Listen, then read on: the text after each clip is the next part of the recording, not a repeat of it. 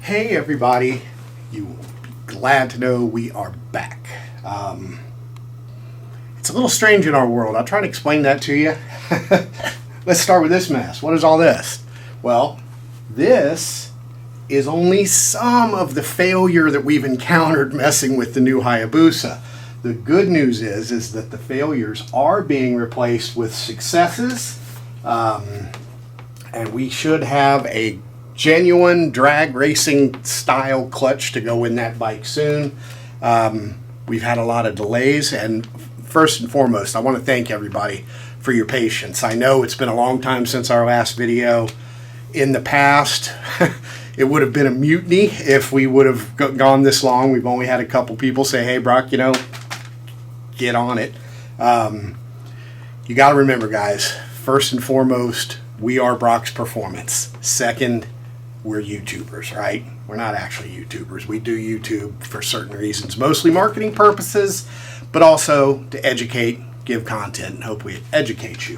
Now, one of the things that I want to let you know about, we had put a poll up on YouTube and asked you guys what you wanted to see. Well, not surprisingly, overwhelmingly, it was sport bike mods and tuning. That's what we do. That's why you're here. At least that's why most of you are here.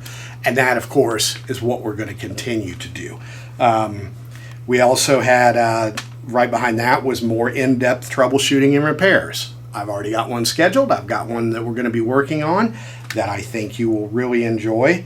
And there were a couple other things. But instead of going into detail on this, which we'll talk about more for the Gen 3 Hayabusa, let's just talk about some other things. It's busy, so let's walk and talk.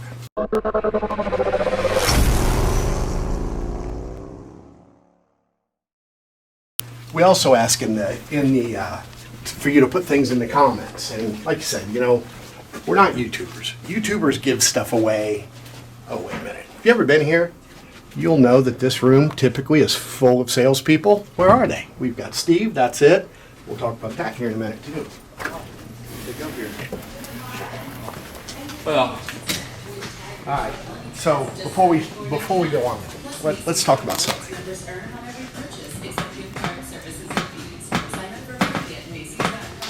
40,000 subscribers. What does that mean? Have you ever tried to wrap your head around that number?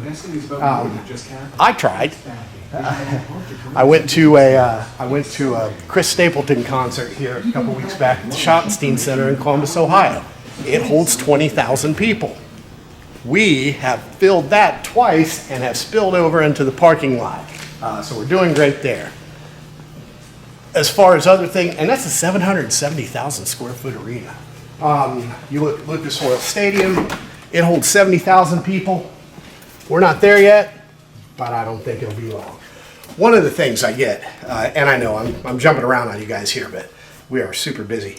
Brock, why don't you have more followers? Why don't you have more subscribers? Your channel's the best, blah, blah, blah, blah, blah. I will tell you why. Even though we have had a YouTube channel since 2008, we didn't monetize it until 2017 because I didn't want you guys hassled with commercials. Now, I remember clearly in 2012, my good buddy Ebe was here and he's like, Brock, he said, you're really, really missing the ball on monetizing your channel. You've got to monetize your channel. I'm like, Ebe, I don't want people to have to watch commercials. And he goes, no, you don't understand. He said, when you monetize your channel, the ads that get sold makes YouTube make your channel more viewable to more people. And a lot of you are here as a result of that. But that's why we don't have hundreds of thousands of subscribers. Had we been monetized the entire time, it'd probably be crazy. But anyway, that's just to sort of answer your question. Now, I was talking about in the comment sections, hey Brock, we'd like to see you do this or that. Give things away. Okay, YouTubers give stuff away. We give away knowledge, and everybody knows tuition is expensive. So remember that. You're not paying for it. Of course, if you're not paying for it, that also means you're the product. That's part of that whole monetization thing, but I don't want to confuse you. You're not going to see any 8-second VMAXs here. We don't have it. The things that you see here have to do with Brock's Performance, the business, and how we do the business. The VMAX stuff, even though I love the bikes, It's come and gone. I don't even know if we sell a VMAX exhaust anymore. I know we sell wheels, but that's about it. Let's see. Fast 400s. Yet again, not what we would do to make Bruck's performance more successful, so you're not going to see it. What you will see is things like this. So we have a 2021 ZX10R. Our buddy Mike, again, who also had the 2019, brought this into us. And I got to tell you, what we're going to have to do, guys, you're not going to see any more Jigzilla long, drawn out projects, because every single project we do gets done the same way. I promise. Everything we did on Jigzilla, from start to finish, will get done on this bike. It'll get done on Gen 3 Busa. It gets done on all of them. You don't need to see it again. It applies to you. So go to our Jigzilla series and you'll see what's going on. What we are going to do is give you the highlights. And I can tell you what. In fact, let me see if I can pull it up here real quick. All right, naturally, we've timed down.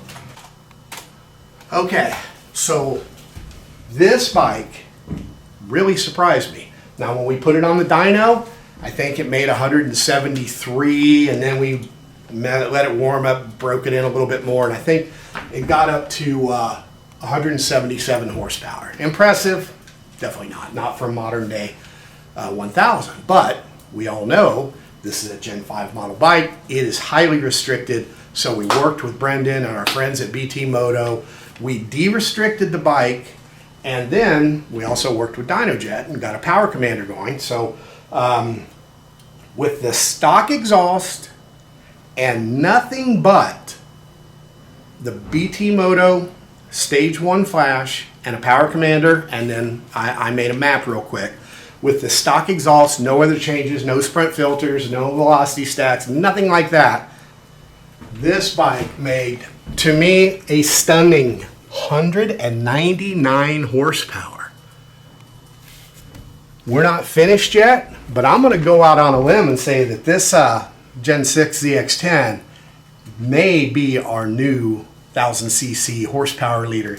It may dethrone the 2020 BMW, but we're going to report on that. And before we leave, I'll tell you something. So some of this stuff, the internet says you got to do this with your velocity stacks and that with your velocity stacks. Take your velocity stacks out. So I went through in-depth testing with different stacks, the OEM stacks, the Gen 5 stacks, some printed stacks, and tune them all exactly the same, and we will have the somewhat surprising results for you when we get to this bike also.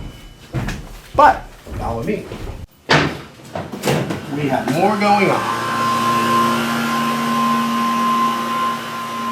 Once again, if you're familiar with this place, or even with my walk-around video, you'll know that this is typically full of a truck, lots of motorcycles, blah, blah, blah, blah, blah. Well, my staff said, Brock, we need this room because we have so many packages coming in and going out. Get out. So they kicked me out. They kicked me out of my own place. It's not very cool. But I bought another place. I'll let you in on that because that's where the sales guys are right now. They're getting that place prepared. So let's move over here. The newest, biggest, fattest pain in my patootie is right here.